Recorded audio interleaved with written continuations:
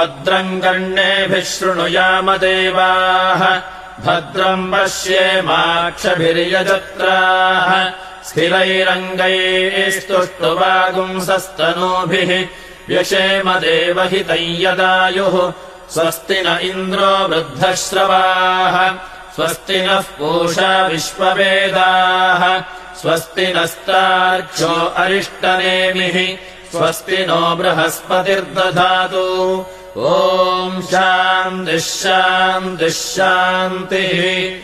नमस्ते गणपतये त्वमेव प्रत्यक्षम् तत्त्वमसि त्वमेव केवलम् कर्तासि त्वमेव केवलम् धर्तासि त्वमेव केवलम् हर्तासि त्वमेव सर्वम् खल्विदम् ब्रह्मासि त्वम् साक्षादात्मासि नित्यम् ऋतम् वच्मि सत्यम् वच्मि।